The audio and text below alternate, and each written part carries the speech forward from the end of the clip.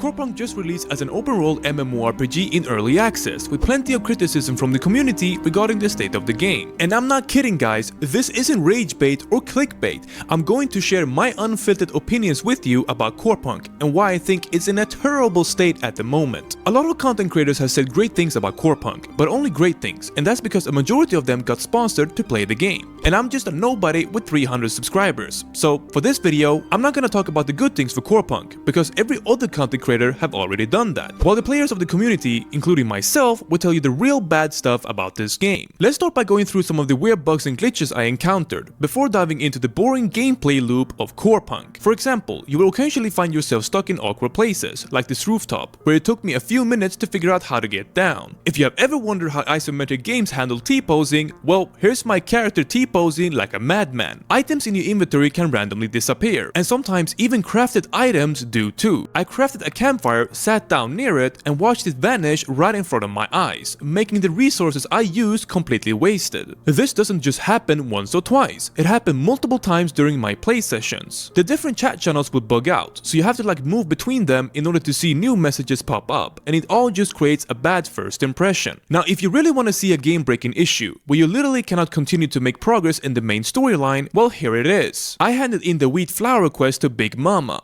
No, not Big Mama from the movie, but to this NPC called Big Mama, and I got the reward for it, but she didn't hand me another quest. She's supposed to give me another quest in the main storyline, but I logged out and logged back in, and the quest still told me to hand in more wheat flour. I thought, you know what, they will probably fix this soon, so I kept playing for hours, focusing only on side quests instead. It turns out, I was dead wrong. The main quests give way more experience than side quests, so I ended up wasting hours of leveling time. I then asked in the official Discord server for help, and it turns out plenty of people have also experienced the exact same game-breaking bug, along with other quests that are also not working. There were players in the general chat section that told us to just delete our characters and start over. Wait, what?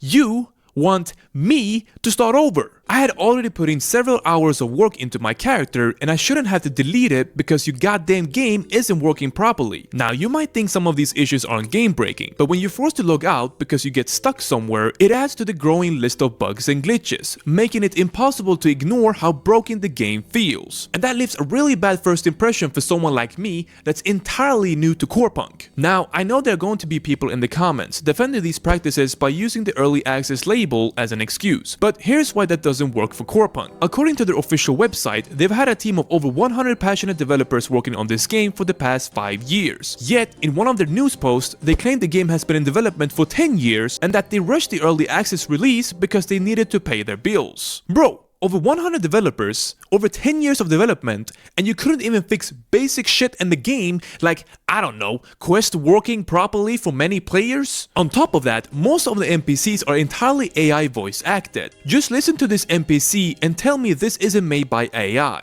Two can play that game.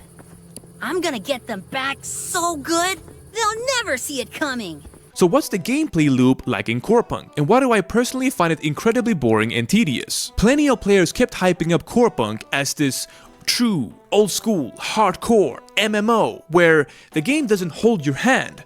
Right? They say it's inspired by classic MMOs like WoW Classic Vanilla, but the reality is that the questing and leveling experience in Corepunk is far worse and more tedious by comparison. Most quests require you to either kill a specific mob or gather a resource. And honestly, if I wanted that kind of experience, I would rather just go back to WoW Classic Vanilla and play that instead. There's no innovation or creativity here. It's basically a worse version of an old formula that only works for specific MMOs. On top of that, you spend a lot of time running back and forth, because the quest descriptions are vague. More often than not, you don't really know where to go, and you end up exploring random areas while losing a lot of progress in the meantime. What makes this even worse is how slow, tedious, punishing the entire process feels. Health and mana regeneration are painfully slow. It can take over a minute to fully regenerate at a campfire. I'm not kidding guys, I could probably jerk off way faster than regenerating at a campfire.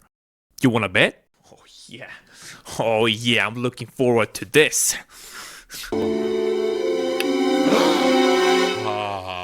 Now you can craft recipes so you don't always have to use campfire, but you will still spend a lot of time just sitting and waiting for nothing, as you will need to regenerate after almost every camp encounter in the game. If you want to gather certain resources or materials for quests, well, that will also take you a lot of time, as the resources in this game are seriously lacking. There simply isn't a lot of nodes for each resource material that you can gather, and when you do find the resource material, you also have a chance of failing. Yep, I'm not kidding guys, it's almost like the developers wanted to torture their own players. Both the gathering and the crafting in this game is RNG, meaning that you can actually fail trying to gather or crafting in this game. Joke on your kinder!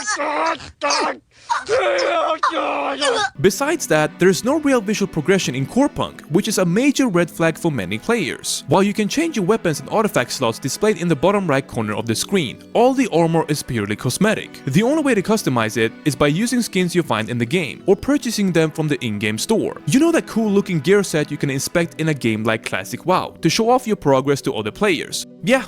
Unfortunately, that kind of interaction doesn't exist in a game like Corepunk because of the lack of visual progression. There's also no dungeons, guilds, or other basic features that many other MMOs already have. If you take a look at this list of content for the early access, it literally feels like a half-baked game that should have waited way longer before releasing. So what you have for the gameplay loop of Corepunk is basically a slow, deliberate, tedious, and annoying process. The movement, combat, questing, crafting, and gathering in Corepunk all feel incredibly slow compared to other games in the genre. I don't actually mind if some things are slower than usual, but it's currently not as engaging and fun to play, because there is literally nothing more to it. It all feels unrewarding and unfulfilling to play, and I don't care if it gets better later in the game if the early game sucks. And so for the people that are ready to defend this game, that thinks Corepunk is such an old school hardcore MMO and it requires patience to play.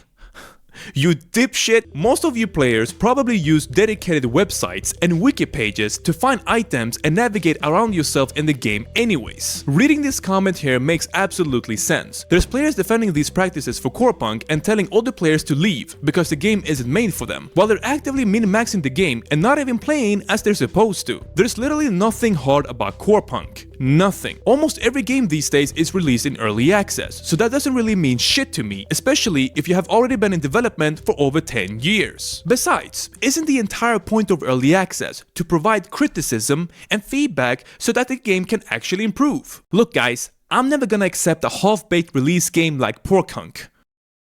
Sorry, I meant Corepunk. Anyways, if you want to continue to watch a YouTuber that's gonna give you unfiltered and honest opinions about video games, feel free to subscribe to the channel.